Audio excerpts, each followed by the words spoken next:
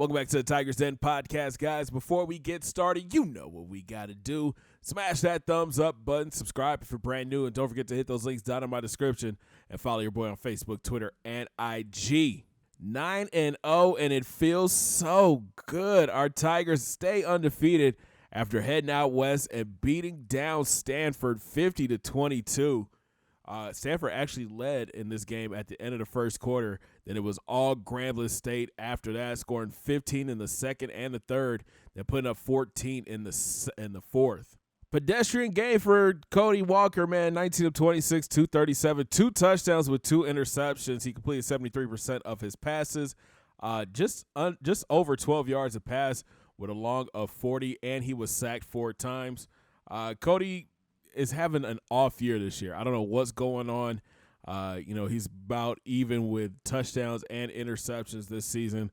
Hopefully he can close out the season strong as we get ready for bowl season. But I'll tell you who is ready. Pierre Jackson. This man is running like a grown man. 35 carries, 213 yards, 2 touchdowns, averaging 6 yards a carry. His long this week was 15 yards. He turned it on in the second half and really carried us to victory. Shout out to Cody. He carried the ball 19 times for 71 yards. He had 2 touchdowns. And EOC came in, 3 carries for 26 yards and a score. Out wide, Mike Harper led the way, 5 grabs for 101 yards. He had a 40-yard bomb. Antonio Walker caught 4 balls for 46 yards and a touchdown. Tim Clark, 3 grabs for 20 yards. Pierre Jackson, 3 catches for 18 yards and a touchdown. Mike Jones, 2 catches for 29 yards. Thomas had 1 catch for 2 yards. And Sheldon Hicks had 1 catch for 21 yards. The offense looked great. Cody did a great job spreading the ball around. And Pierre Jackson, like I said, running like a grown man. On defense, I'm going to be honest with you, it started ugly. We gave up 1 long run to Smith, and then we just clamped down. Brian Chase led the way with 6 tackles. Ken Johnson had 6 tackles, an interception, and I believe he had a fumble recovery as well. So he is your defensive player of the game. Shout out to Cedric Turner. He had 3 tackles. Manning had 2. Dan Bird had a sack, and Mike Anderson had a sack as well. Like I said, the defense really clamped down after that long run to Smith. Taking a look at the stats for the game, Grambling had 29 first downs to 15. We outgained Stanford 547 yards to 385. In all, the Tigers rushed for 310 yards while holding Stanford to just 89 yards. Majority of that came on 1 run. They did outthrow us. They threw the ball 46 times for 296 yards. But look at what our defense did. We held them to 4 of 12 on 3rd down, while our team on 3rd down was 9 of 11. We both had 2 turnovers in the game. And in all, look how long we held the ball. 22 minutes and 51 seconds compared to 9 minutes. The Tigers did what they were supposed to do. They went out west and got that dub. So we take a look at the polls, and not much has changed. Grambling State still your number 1 team, followed by Army. They're in at 2. Bama is 3. Florida State in at 4. Arizona is 5. Miami is 6. Penn State 7. TCU is up a spot to 8. West Virginia is down a spot to 9. And Ole Miss rounds out your top 10. So the semifinalists have been announced for all the awards in the country, and surprisingly, on offense, hardly any Grambling State Tigers. No Tigers are up for the Maxwell Award or the Walter Camp Award. The Bednarik, man, we are littered with Tigers. Brian Chase leads the way, followed by Aaron Wilkinson. Mike Anderson is 4th. Cedric Turner is 5th. Benson is 8th. And then you have Marcus Jones in at 10. The Nagurski Award, Mike Anderson leads the way for that, but look out, here's Brian Chase in at 5. Marcus Jones, is in at 6. Dan Bird is 7. Cedric Turner is 8. And Aaron Wilkinson is 9. Nobody up for the O'Brien Award. The Doak Walker Award, which Pierre Jackson won the previous 2 years, he's sitting in at 6th right now. He has a long way to go if he plans on making it 3 in a row. The Bolitnikoff Award, Antonio Walker is 8th right now, and he's got a long way to go before he can be at the top of this list. He's going to have to finish the season strong. The Outlet Award, Joseph Clayton leads the way, Grambling State, followed by his line mate, Nicholas Walton. The Remington Award, which recognizes the best center in the country, Joseph Clayton leads the way from Grambling State. The Lombardi, you have Mike Anderson, Marcus Jones, and Dan Bird is fourth. Best linebacker, Brian Chase, leads the way. And then freshman Cedric Turner is third on this list. For the Thorpe Award, Aaron Wilkinson is first, followed by Ken Johnson. Fourth is Andrew Benson, and then fifth you have Antoine Nugent. Nobody up for the Groza Award or the Guy Award, but Returner of the Year, and he's back in a big way. Eric Rogers leads the way. To the recruiting trail we go. No major changes. We still have a lead for Joshua Scott, the defensive end from Michigan. We are trailing now for Lawrence Andrews. Arkansas State is number one on his list, but we're real close. For Glenn Bell, the defensive end from Florida, Grambling State has a big lead over Georgia, Bama, and Florida. And it looks like outside linebacker Charlie Logan is all in for Grambling State. Same could be said for three-star corner Marcus Clark from Colorado. It looks like he's all in for Grambling State. JUCO wide receiver Brian Hall, he's also all in for Grambling State. He's got Southern Miss, Clemson, Louisville, and Vanderbilt in his rearview mirror. We're in a battle right now for athlete Derek Watson from Ohio. He has Notre Dame as his number one team, but by a slim lead. Defensive tackle Darius Hollis has Grambling State as his number one team, and the lead is starting to grow a little bit. And newly added safety Nick Crowell, 6'3", 219, strong safety from South Carolina. He has Grambling State as his number one team over Nebraska, Bama, Florida State, and SC. So we're still sitting strong at 5 with a decent class so far, man. I think if we start to add a couple more of these guys, this might be one of those elite classes like previous years. But, if you want to stay up to date with everything GSU, make sure you guys are following me on Facebook, Twitter, and IG. The links are down in my description. So we're in week 12, and it's the battle for Louisiana. Number one, Grambling State takes on 5-4 LSU. Now, in previous seasons, this has been a great game. If you remember back to season 1, LSU won on a 95-yard run to end the game. And since then, every time that they played, Grambling State has gotten the best of them. But this year, Grambling could dominate. LSU comes in 5-4 after losing to Bama last week, 24-21. They beat Minnesota. They've beaten Southern Miss, lost to Ole Miss and Florida, beat Mississippi State, then lost to UK, and beaten Vandy and North Texas. The Bayou Bengals are led by senior quarterback Ryan Landry. He's thrown for 1,823 yards, 20 touchdowns, and 10 interceptions. And he's a solid QB, man. 71 speed, 89 throw power, 91 accuracy. He's got an 80 break tackle and 80 elusiveness, and a 57 truck. Cedric Turner, Brian Chase, Ashton Hall. Got to wrap up this week. Bring this guy down to the ground. He's a big dude, 6'2", 228. Wrap him up, bring him to the ground. On the ground, they're led by a junior redshirt, Jacob Weber, and he is a stud.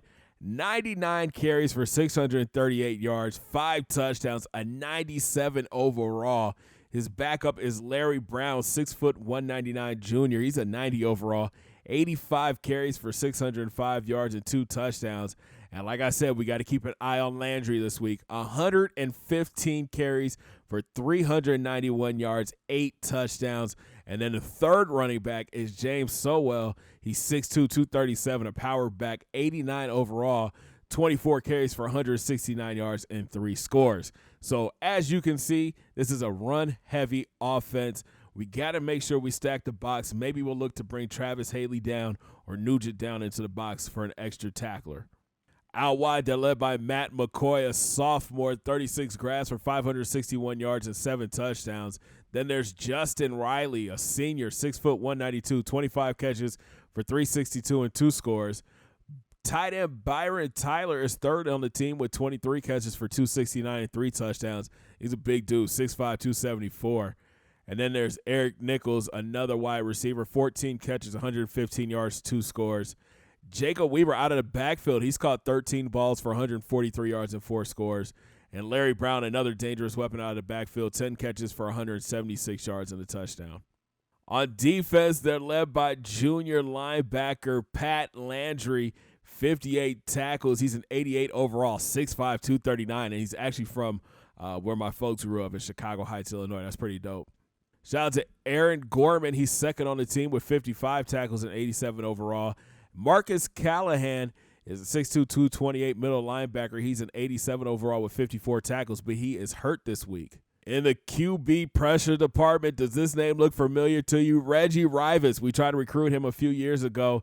He leads LSU in sacks with 4.5, followed by Aaron Gorman, the right outside linebacker. He has 4.5. Defensive end Carlos Williams, he has 4 sacks. Pat Landry, the star left outside linebacker, he has 3.5 sacks. Joe Morris, a right end, he has 2.5 sacks. Defensive tackle Jeff Sanders, he has 2 sacks. And then Keith Tucker, the safety, has a sack. In the turnover department, Pat Landry is a beast, man. He's got 2 picks. So does corner Harry Wood. Free safety Jason Harris, he has 2 interceptions as well. Kenny Leach, another corner, he has an interception. And then Marcus Callahan, the middle linebacker, he has an INT. All right, let's dig a little bit deeper into this LSU roster. All right, man, let's start on their offensive line, and they are stacked at left tackle. Anderson's an 88 overall. White is an 86 overall. And then Brady is an 84 overall. At left guard, Titus Brown is an 81 overall. He's 6'4", 310 pounds. At center is Andy Seward. He's a 90 overall, 6'1", 306. At right guard is Alex Cooper. He's 6'1", 325 and 83 overall. And then at right tackle is James Gates, an 87 overall, 6'6", 289 pounds. Whew, that's a lot of beef on that offensive line, man. We got to see if we can get pressure, maybe use our speed with Dan Bird, Marcus Jones, and Mike Anderson to get some pressure and get some sacks. On defense, Carlos Williams is an 81 overall. He's a junior, 6'3", 278. His backup is Dan Dennis, a sophomore, 6'3", 234. At right end is Joe Morris. He's an 82 overall. Then up the middle, Reggie Rivas, a 90 overall now, which is insane. We really did try to recruit him, but he's doing well for himself at LSU. Then you have Jeff Sanders, redshirt freshman, 6'5", 288. He's an 82 overall. At left outside linebacker, the captain, Pat Landry. He's an 88 overall, 85 speed, 97 acceleration, 6'5", 239. Up the middle is Marcus Callahan. He's an 87 overall with 84 speed, 93 acceleration. He's hurt this week, but they're still, oh, man, even their backup is hurt. Mike Fernando, 86 overall. He's hurt. Look for Kelvin Thompson to get some playing time as a redshirt freshman, 83 overall, 86 speed, 85 acceleration. Then at right outside linebacker, you have Aaron Gorman. He's an 87 overall with 88 speed and 99 acceleration. Where we might be able to take advantage of LSU is at their cornerback position. Harry Wood is an 83 overall with 93 speed. Antoine Phillips is an 81 with 94 speed. Then you have Kenny Leach, a true freshman, 80 overall with 96 speed. And then Josh Gold is an 78 overall with 89 speed. And looking at their coverage ability, they're more of a zone coverage kind of defensive secondary. Gold has the best man coverage at an 89, but then you have Wood, who has a 93 overall zone coverage. Phillips has an 89, and Leach has an 88, then Gold has 91. Gold is going to be a real good player in a couple years. His senior year, he should be really good. At free safety is Jason Harris, the junior, 6'2", 206, and this guy is really good. 98 speed, 85 agility, 96 acceleration. He can tackle and he can cover, so we got to make sure we keep an eye on number 21 this week. At strong safety is Keith Tucker. He's an 85 overall with 89 speed, 91 agility, 90 acceleration. His backup is Kyle Walden. He's solid too, 84 overall with 84 speed, 90 agility, 91 acceleration. They got a really good freshman kicker, an 84 overall. This is Josh Waters. And then a sophomore punter, Paul Carey. He's a 72 overall. And it looks like Herbie is rolling with GSU to stay perfect, but I'm thinking this one won't be easy.